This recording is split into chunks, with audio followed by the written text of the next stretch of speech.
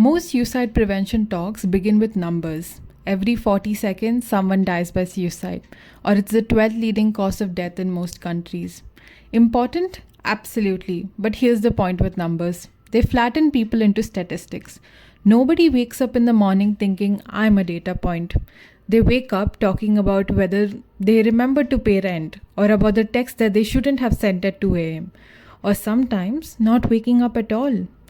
Behind every number is a story a son, a daughter, a friend, a partner, someone who had a favorite snack, laughed at bad dad jokes, or argued passionately about which Spider Man is the best. For the record, it's always the one you saw when you were 13. As the philosopher Martin Buber puts it, all real living is meeting. Numbers measure problems, but meeting, showing up to one another as humans, is where meaning lies. So, today in this suicide prevention talk, we are moving beyond numbers. We are going to talk about why it's human to struggle, why silence makes pain heavier, and what we actually owe each other. At its heart, this isn't about data, it's about us.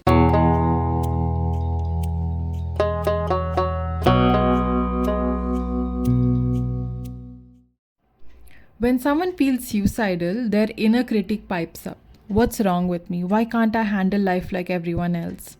But let's be real. Nobody's handling life like the highlights that reels suggest. Albert Camus said that the central question of philosophy is whether life is worth living. Shakespeare gave Hamlet the line to be or not to be. And if you've seen Inside Out, even Pixar says sadness is a part of the package. So struggling isn't failure, it's a feature of being alive. The real problem is that we live in a curriculum that teaches us to hide our struggles. Instagram makes it look like everyone else has the perfect vacation, glowing skin, and clean apartments. Meanwhile, in real life, people spill coffee, lose jobs, cry in bathroom stalls, and lie awake at 3 a.m. Googling, do I have my life together? If we normalize this truth, the struggle is universal, then people stop feeling defective for hurting. They realize I am not broken, I am just human. And that is the first step towards prevention.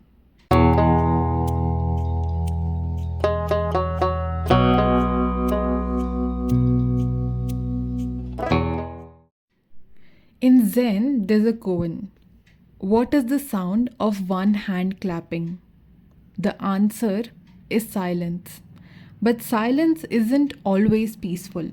When it comes to pain, silence is dangerous. It makes our mind into an echo chamber where only the harshest thought bounce backs. Psychologist Thomas Joyner's interpersonal theory of suicide says two of the biggest risk factors are thwarted belonging, that is, feeling disconnected, and perceived burdensomeness, that is, thinking you're a burden. Silence feeds both. We tell ourselves, I don't want to be a bother. Nobody will get it. They'll think I'm weak. And so we zip our mouths, just when we need to open them the most. But breaking silence does not require grand speeches. It can be as small as saying this week sucked, texting a friend, hey, got a minute? Or even sending a dumb meme that basically says, I'm not okay, but I can still laugh at a raccoon holding a pizza. And if you're the one reaching out, try, how are you, really? Or you've been quiet, want to grab a coffee? Conversations don't need to be perfect. They just need to be real. Silence is heavy, but connection lightens it.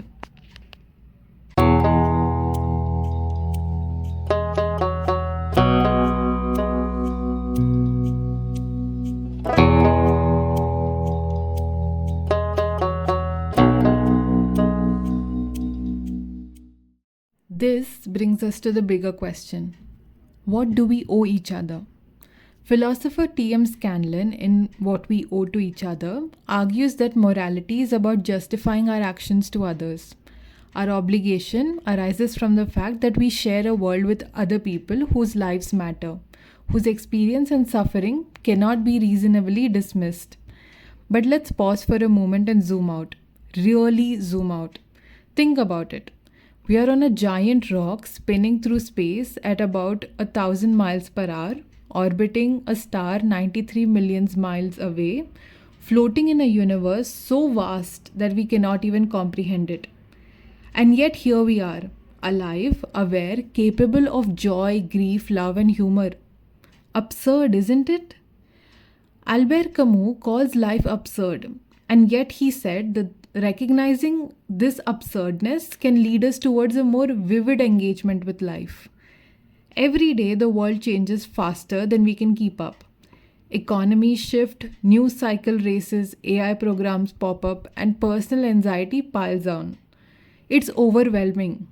It's enough to make anyone feel small, invisible, or unmoved.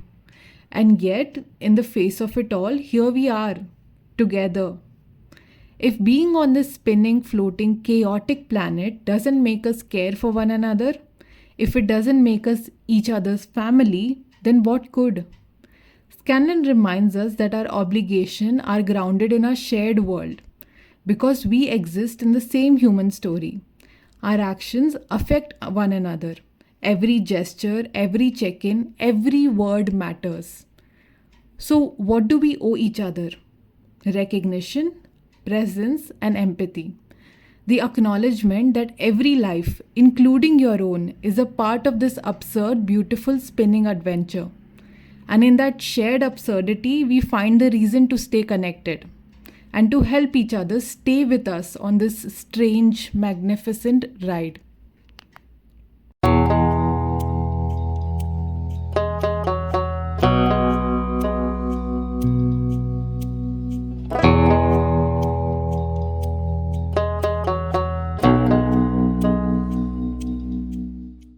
Suicidal thoughts are skilled liars. They whisper, "You're alone, nobody cares, the world would be better off without you." But here's the truth: you are not alone, you are not invisible, and the world is not better without you. So let's end the Suicide Prevention Month session with some real action. Because prevention is not just an idea, it is practice. If you are struggling, then tell one person how you are doing. Write down one reason, however tiny, to stick around for tomorrow. Call or text the nearest suicide helpline if you feel unsafe with your own thoughts. Or contact the nearest possible psychologist. If you are a family or a friend, then check in regularly. Don't assume someone's fine just because they look fine. Ask directly, are you thinking about suicide? It doesn't plant the idea, it opens the door. Listen more than you can talk. And if you are a person of authority, take suicide prevention training. Understand how to provide mental health first aid. Create a space where people feel safe to speak honestly. And remember, your response can shut someone down or keep them alive. We begin with the question, what do we owe each other? And here's the answer: humanity, care, the chance to keep going. Because struggling is human, silence is very heavy, and connection actually saves life. And none of us are actually alone in this.